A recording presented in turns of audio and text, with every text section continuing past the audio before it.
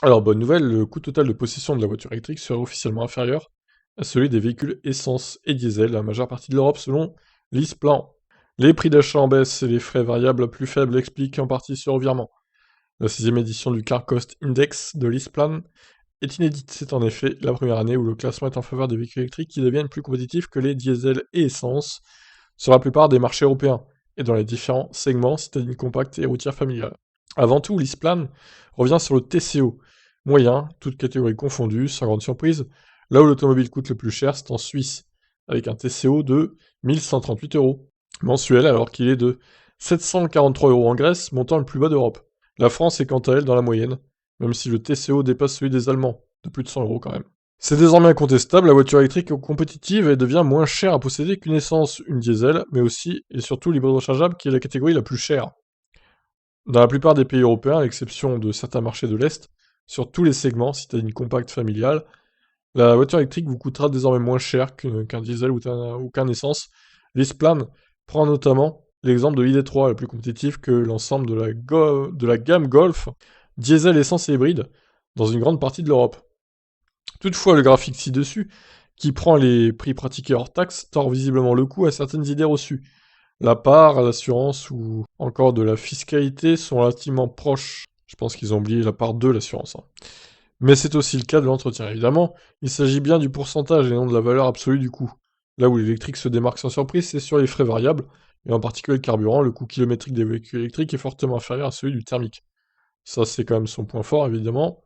En revanche, à l'heure actuelle, les véhicules électriques décodent bien plus, mais ça devrait logiquement s'inverser d'ici 2030. Et oui, ça décode vite parce que ça évolue tellement rapidement aussi que il y a de plus en plus de modèles qui sortent forcément.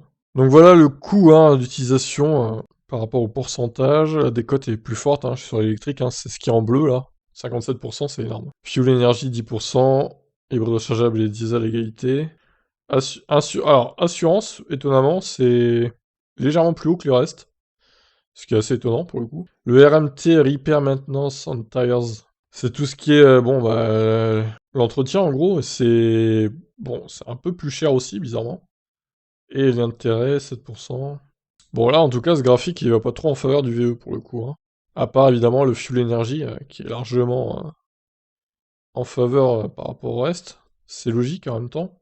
Bon, sinon, vous avez le PDF hein, qui est dispo là, hein. Je vais vous mettre dans la description au pire, hein, qui est extrêmement complet du coup.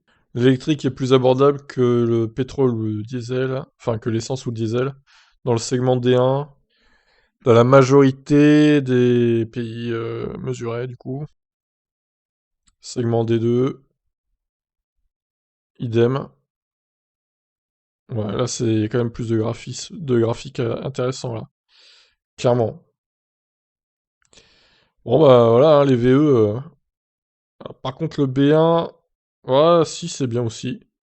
À part en Belgique, visiblement. Ah, l'idée 3 contre la Golf justement. On y est. Bon bah voilà, c'était pas mal, hein. Plutôt intéressant tout ça. Ah bah, le graphique de fin là, du coup. Très bien, bah écoutez. Du coup, en France, alors, pour le segment D2, par exemple, l'électrique est à moins de 900 euros, le reste à plus de 1000, en fait. Sachant que le diesel reste deuxième, l'essence troisième et l'hybride rechargeable quatrième. Très bien, bah écoutez, intéressant tout ça. Ah, un connard, tiens. Ok, eh ben, je vous laisse réagir. Qu'est-ce que vous en pensez de cette étude de lisplan.com? Je vous laisse commenter. Ciao.